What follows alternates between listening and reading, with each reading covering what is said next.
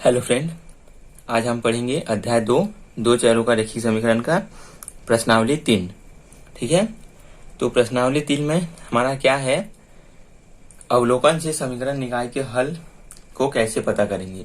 इसके पहले हम समीकरण को देख के कैसे पता करते थे कि कौन सा हल होगा, अद्वितीय हल होगा या कोई भी हल प्राप्त नहीं होगा या फिर अनंत हल होगा। तो इसी टॉपिक पे हमारा ये कुछ प्रश्नावली है। तो इसके लिए हमको कुछ शर्तें दिए हुए हैं इसमें भी। तो चलिए पहले उन शर्तों को देख लेते हैं। उससे पहले आपको इस समीकरण के बारे में बता देता हूँ। यहाँ पर दो समीकरण दिया हुआ है। ठीक है, ये फॉर एग्जांपल लिया हूँ मैं समीकरण को 2x + 3y = 7, 6x + 9y = 11। ठीक है, ये दो समीकरण हम जब कभी भी सॉल्व करते आ रहे हैं, अभी 2-3 प्रश्नावली हो गया, उसमें सब में हमारा दो समीकरण दिया होता था। तो इसमें भी हमारा दो समीकरण ले लिए। अब इन समीकरण में क्या करना पड़ेगा, ये हमारा जो शर्तें हैं उसका मानक समीकरण जो है ये है। ठीक है, ये पहला और ये दूसरा।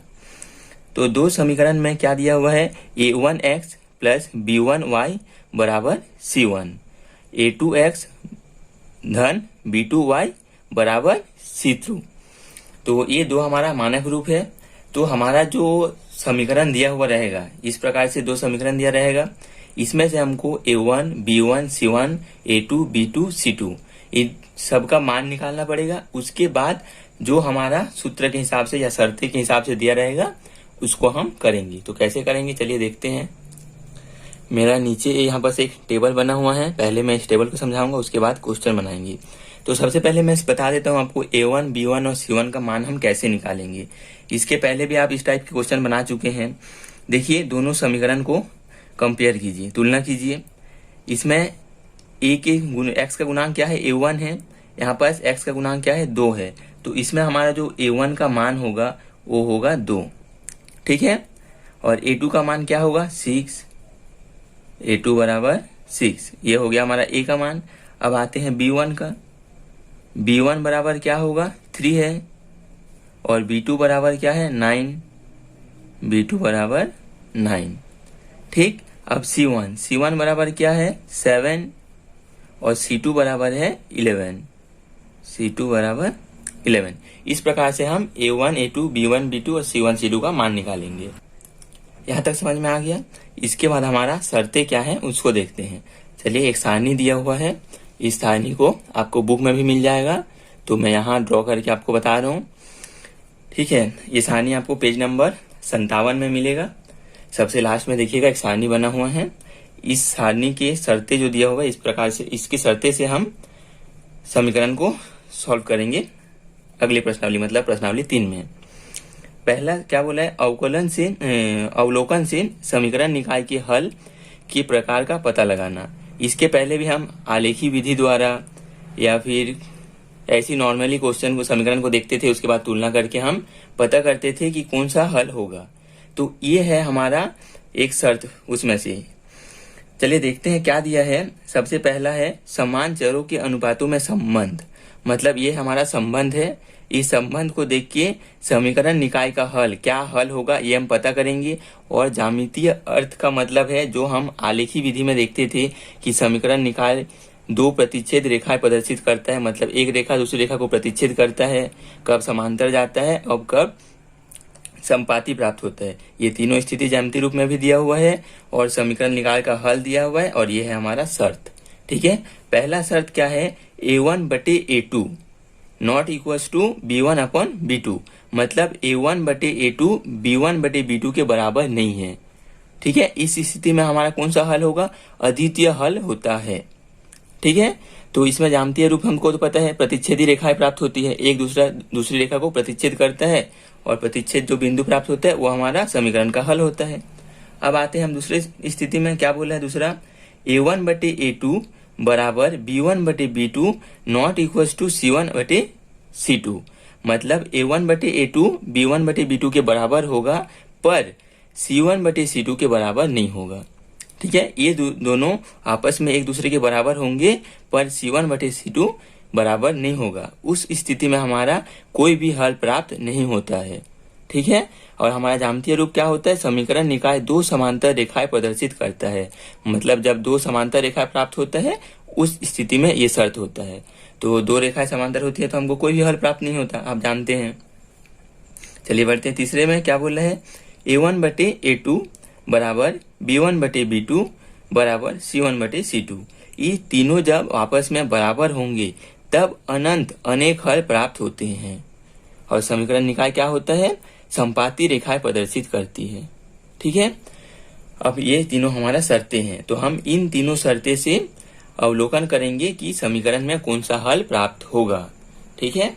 इसके पहले हम आलेखी विधि से भी बनाए हैं, दोनों समीकरण को देख के भी बताते थे हम। तो ये जो है सबसे सरल तरीका है कि समीकरण को देख के ही तुरंत बता देना कि कौन सा निकाय का हल होगा। ठीक है।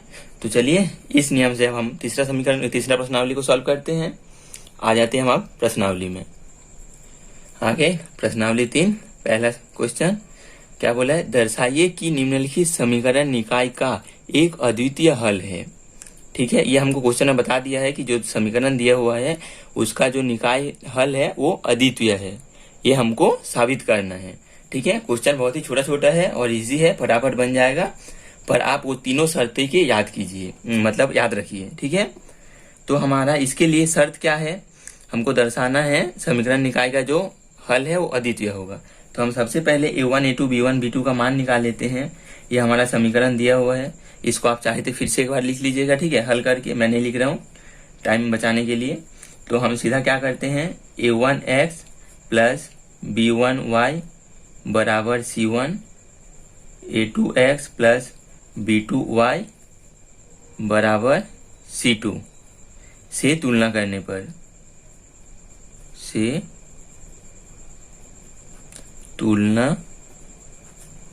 पर अब हम तुलना करके A2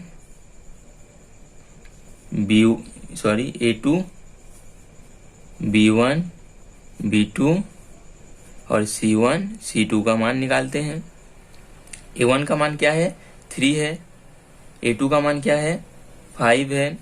B1 का मान क्या है, B1 5 और B2 का मान है 3 और C1 का मान है 12 और C2 का मान है 4। ये हम निकाल लिए। इसके बाद क्या करना है, हमको समीकरण का हल दिया हुआ है तो इसका जो शर्त होता है हम उस शर्ते को लिखेंगे। ठीक है, लिखते हैं समीकरण का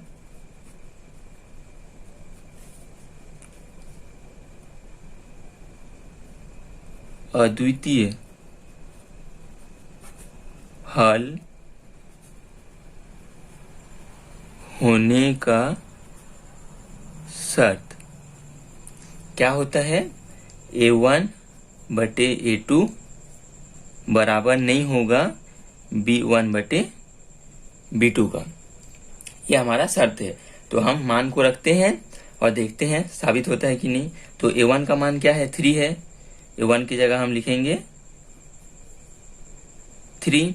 A2 का मान है 5/5 और B1 का मान है क्या है, 5/B2 का मान क्या है, 3। तो ये आपको दिख रहा है दोनों 3/5 है और यहाँ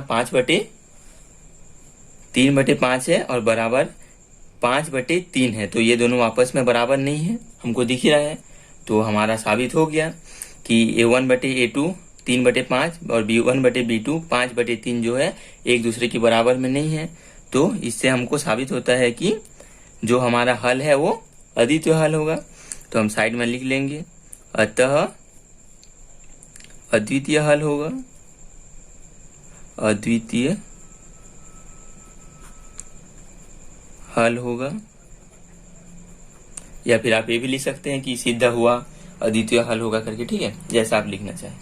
चलिए बढ़ते हैं नेक्स्ट क्वेश्चन में। चलिए आते हैं दूसरा क्वेश्चन पे। क्या बोला है, दर्शाइए कि निम्नलिखित समीकरण निकाय का अनंत अनेक हल है। दो समीकरण दिया हुआ है, इसमें क्या शर्त बोला है कि अनंत अनेक हल होगा, इसको हमको दर्शाना है। तो हमने क्या किया, दोनों समीकरण को जो मानक समीकरण है उससे तुलना करने पर लिख लिए हैं समीकरणों को। ax प्लस B1y बराबर C1, A2x प्लस B2y बराबर C2 से तुलना करने पर A1 का मान निकाल लिए हम। A1 का मान क्या है? 2 है। B1 का मान क्या है? यहाँ पर -3 है, इसलिए हम -3 लिखिए। C1 का मान क्या है? 5 है, 5। और A2 का मान है 6, B2 का मान है -9 और C2 का मान है 15। ठीक है, इसको हमने लिख लिया है। और हमारा जो शर्त बोला था समीकरण निकाय का अनेक हल होने का शर्त क्या था? A1/A2 बराबर B1/B2 बराबर C1/C2, ये हमारा शर्त है। तो इसमें हमको इस मानों को रख के सिद्ध करना होगा कि हमारा जो हल होगा वो अनेक हल होगा। ठीक है, ये हमारा शर्त था। इसको हम एक बॉक्स में लिख लेते हैं। अब हम मान रखते हैं। A1 का मान क्या है? 2। A2 का मान क्या है? 6 बराबर लिख लेते हैं। B1 का मान क्या है? -3। B2 का मान क्या है? -9 बराबर में C1/C2। ठीक है, और आपको इस क्वेश्चन में दिख रहा है सब काट सकते हैं हम लोग। 2 एकम 2, 2 तिया 6, और ये माइनस माइनस तो पहले कैंसिल हो जाएगा। फिर 3 एकम 3, 3 तिया 9, 5 एकम 5, 5 तिया 15। तो हमको जो समीकरण लास्ट में जो प्राप्त होता है वो क्या प्राप्त होगा? 1/3 बराबर, यहाँ पर भी क्या बचे? 1/3 बराबर 1/3। तो हमको क्या प्राप्त हुआ? तीनों 1/3 बराबर 1/3 बराबर 1/3, तीनों आपस में बराबर है। अतः सिद्ध हुआ कि हमारा जो समीकरण निकाय का हल है वो अनेक हल होगा। लास्ट में आप लिख लीजिए, सिद्ध हुआ समीकरण निकाय का अनंत अनेक हल है। ठीक है, बढ़ते हैं नेक्स्ट क्वेश्चन में। हाँ, अब हम आते हैं तीसरे क्वेश्चन पे। क्या बोल रहा है? के मान ज्ञात कीजिए। हमको के का मान ज्ञात करना है जिसके लिए निम्नलिखित समीकरण निकायों का कोई भी हल ना हो। इसमें दिया हुआ है कि समीकरण निकायों का जो हल है वो कोई भी हल ना हो, और हमको क्या करना है? के का मान निकालना है। ठीक है, तो चलिए, दो समीकरण दिया है। 8x प्लस 5y बराबर 9 और kx प्लस 10y बराबर 15। तो हमको इस के का मान को निकालना है, और हमको तो शर्त दिया हुआ है कोई भी हल नहीं होगा। तो चलिए निकालते हैं के का मान। ठीक है, अब हम निकालेंगे सबसे पहले A1 B1 A2 B2 और C1 C2, इन सब का मान निकालते हैं। A1 का मान क्या है?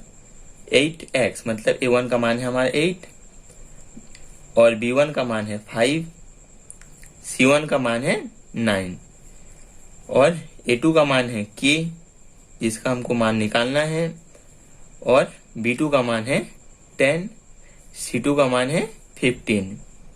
ठीक है, और हमको शर्त दिया हुआ है कोई भी हल ना हो। इस स्थिति में हमारा जो शर्त होता है क्या होता है? A1/A2 A1/A2 बराबर B1/B2 बराबर नहीं है C1/C2 के। ये हमारा शर्त है, क्योंकि कोई भी हल नहीं है। ठीक है, तो अब हमको इस शर्त से के का मान निकालना है। तो हम कैसे करेंगे? इससे पहले हम ऊपर में लिख लेंगे समीकरण निकाय का कोई भी हल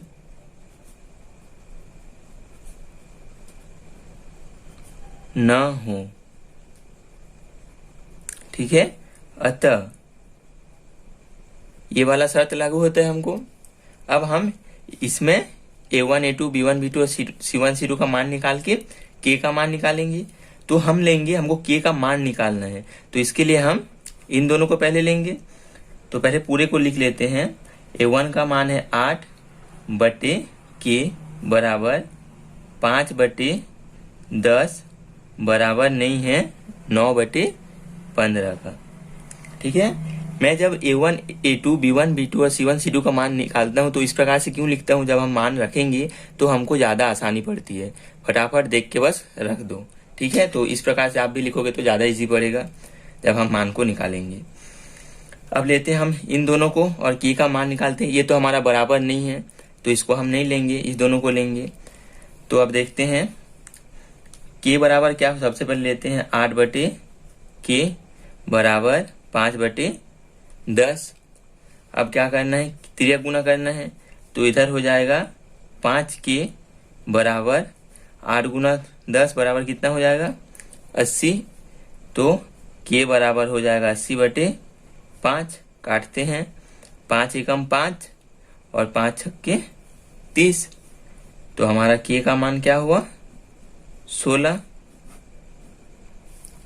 जो हमको निकालना था। k का मान आ गया हमारा 16। अब आते हैं हम दूसरा क्वेश्चन में। यह है तीसरा का दूसरा क्वेश्चन।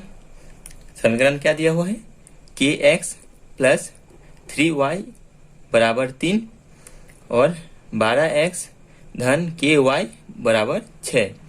ठीक है, तो समीकरण a1x b1y बराबर c1, इससे हम तुलना करके a1 b1 c1 a2 b2 c का मान निकालते हैं। a1 का मान हमको क्या पता है, k a2 का 12, b1 का 3 और b2 का मान है हमारा k, c1 का मान है 6 और c2 का मान है a1 का मान है 3 और c1 का मान है 3 और c2 का मान है 6। ठीक है, और हमको पता है समीकरण निकाय का कोई भी हल नहीं होगा, तो हमने उसके लिए जो शर्त है अतः शर्त को लिख लिए हैं और इस शर्त पर इसका मान को रख के k का मान निकालेंगे। तो सबसे पहले हम पूरे शर्त पे मान को रख देते हैं, k/12 बराबर 3/k बराबर नहीं है 3/6 के। ठीक है, इसके बाद हमको क्या करना है, पहले इन दोनों को लेके सॉल्व करते हैं और k का मान निकालते हैं। तो इन दोनों को जब लेंगे तो k/12 बराबर 3/k। अब k का k से गुना हो जाएगा तो k² बराबर 12 तिया 36 और k बराबर क्या आएगा करनी 36। और आप जानते हैं जब करनी 36 रहता है तो यहाँ पर हमको किसका वर्ग होता है 36, 6 का। तो हम यहाँ धन ऋण 6 लिखेंगे। धन ऋण क्यों लिखेंगे, हमारा जो -6 का वर्ग होता है, -6 का जो वर्ग होता है ये भी होता है हमारा 36 और 6 का जो वर्ग होता है ये भी हमारा होता है 36।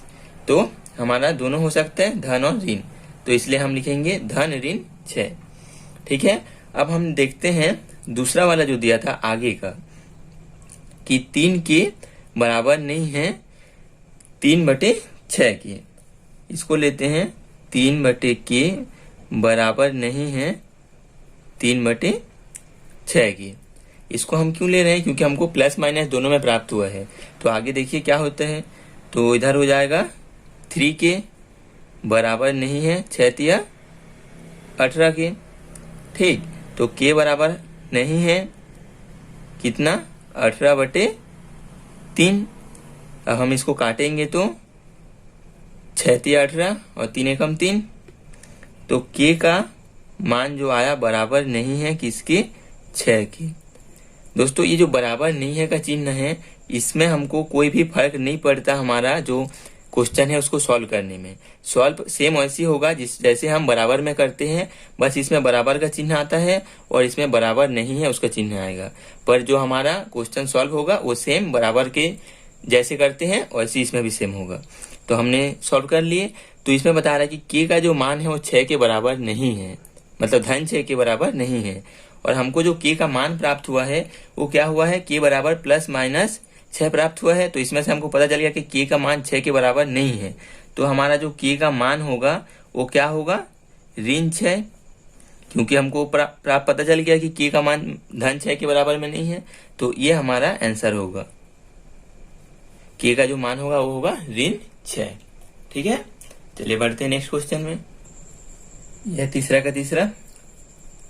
ठीक है, समीकरण दिया हुआ है, करते हैं इसको सॉल्व। मैं इसमें इतना लंबा कुछ नहीं लिख रहा हूं, आप लिख लीजिएगा। मैं सीधा a1 a2 का मान निकाल रहा हूं। a1 बराबर क्या है k और a2 बराबर कितना है 6, B1 बराबर है -5 और B2 का मान है 2, C1 का मान है 2 और C2 का मान है 7। ठीक है, मैं सीधा तुलना करके लिख लिया हूँ, आप ऊपर का लिख लीजिएगा मानक रूप, उसके बाद सॉल्व करिएगा। अब हमको पता है कि समीकरण का जो निकाय का हल है वो कोई भी हल नहीं है, तो इसके लिए हमारा शर्त क्या होता है, A1 अपॉन A2 बराबर B1 बटे B2 बराबर नहीं है C1 बटे C2 का। ठीक है, आप जो लिखने का है खुद लिख लीजिएगा, मैं सीधा सॉल्व करके आपको बस बता रहा हूँ। तो इसको मान को लेते हैं K बटे 6 बराबर ऋण 5 बटे 2 बराबर नहीं है 2 बटे 7 का। तो सबसे पहले हम इन दोनों को लेते हैं और K का मान निकालते हैं। तो इन दोनों को लेंगे तो K बटे 6 बराबर ऋण 5 बटे 2। ठीक, अब हम करते हैं तिर्यक गुना 2K और इधर हो जाएगा बराबर ऋण 5 छक्के 30।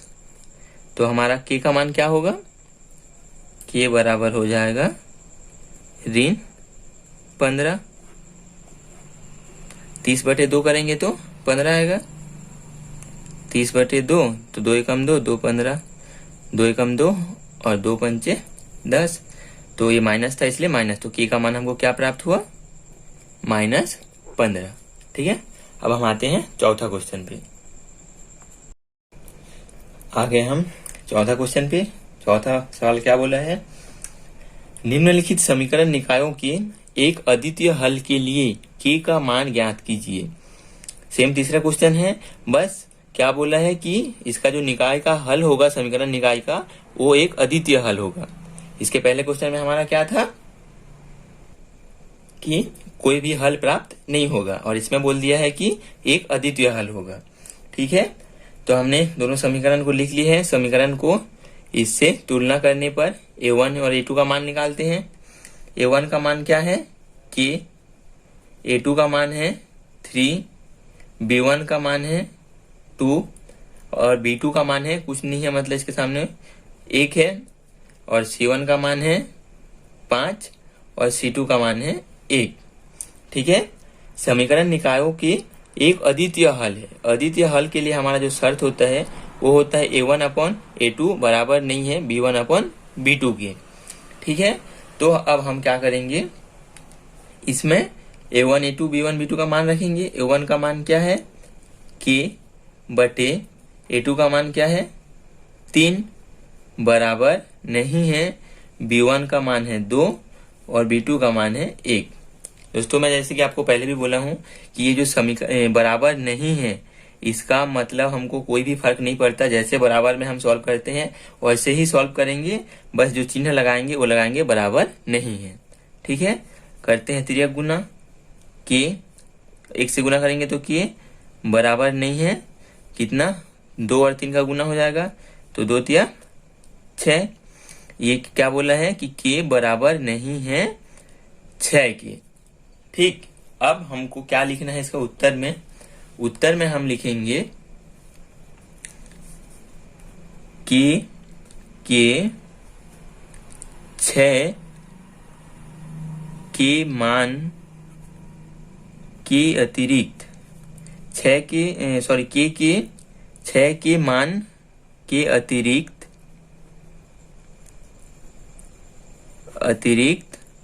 अन्य सभी वास्तविक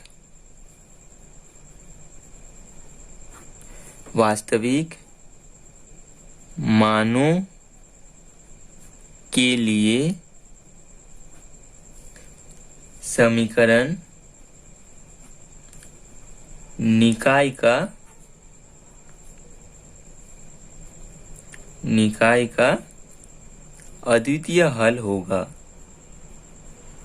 अद्वितीय हल होगा।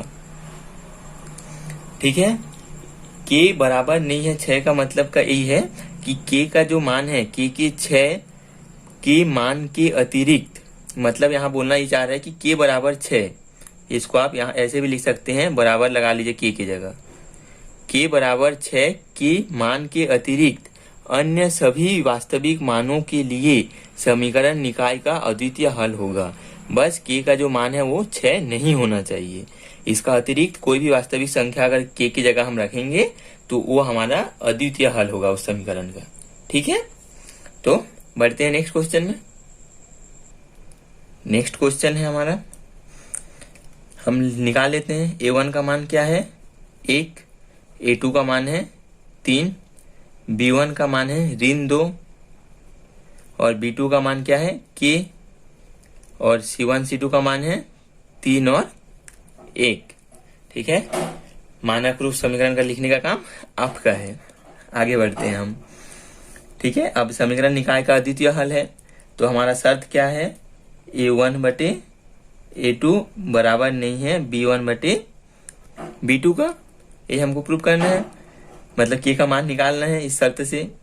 तो रखते हैं a का मान 1 बटे a2 का मान है 3 बराबर नहीं है -2 बटे k का। अब क्या करेंगे, त्रियक गुना, तो k बराबर हमको क्या प्राप्त होगा -6 जो कि बराबर नहीं है। ठीक है, अब इसका भी हम उत्तर किस प्रकार लिखेंगे कि k बराबर इसमें आया -6। ठीक है, -6 के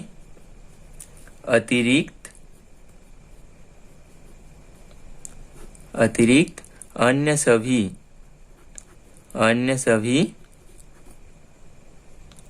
वास्तविक, यहाँ पर समी लिख दिया था सभी की जगह। ठीक है, वास्तविक मानों के लिए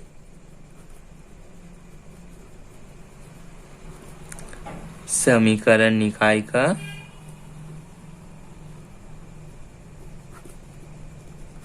अद्वितीय हल होगा। अद्वितीय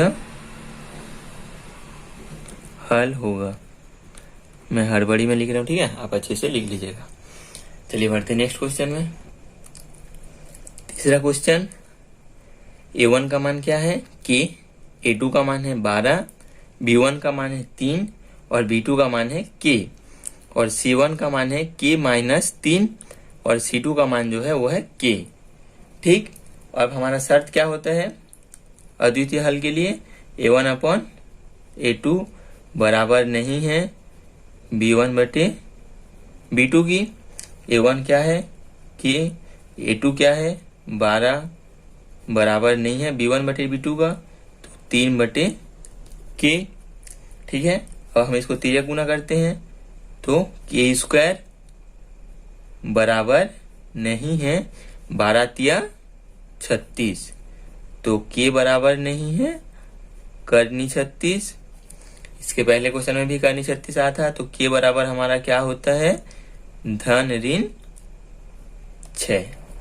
ठीक है, ये बराबर नहीं है, तो हमारा उत्तर क्या होगा, आंसर में हम लिखेंगे k बराबर ±6 के अतिरिक्त अन्य सभी वास्तविक मानों के लिए समीकरण निकाय का अद्वितीय हल होगा।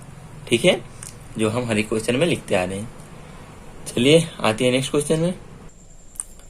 दोस्तों हमारा जो चौथा क्वेश्चन है वो इस प्रकार से है, पर क्वेश्चन का यहाँ पास गलत है, ये 4 की जगह हमारा k आएगा। ठीक है, तो हम इस प्रकार से इसको सॉल्व करेंगे।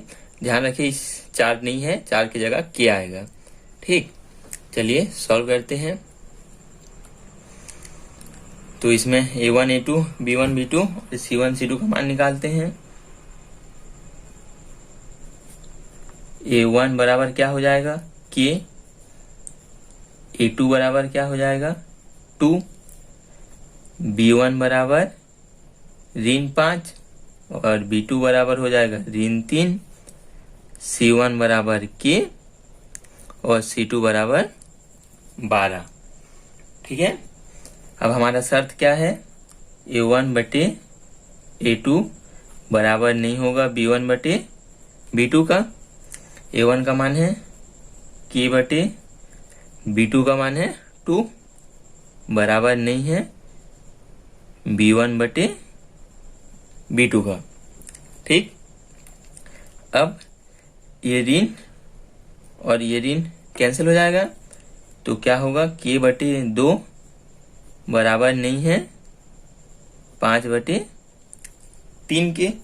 तो हमको क्या करना है, K का वैल्यू निकालना है, K का मान निकालना है, तो 2 को इधर गुना कर देंगे, तो K बराबर नहीं है 5 के साथ जब 2 का गुना हो जाएगा तो 10 बटे 3। ये हो गया हमारा आंसर, K बराबर नहीं है 10 बटे 3।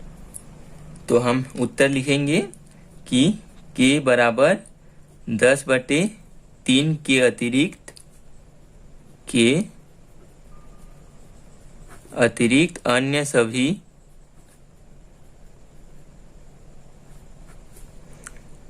अन्य सभी वास्तविक मानों के लिए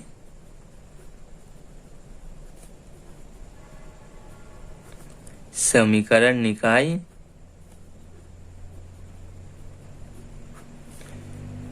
का अद्वितीय हल होगा। अद्वितीय हल होगा। ठीक है, ये हो गया हमारा उत्तर। चलिए मिलते हैं नेक्स्ट वीडियो में।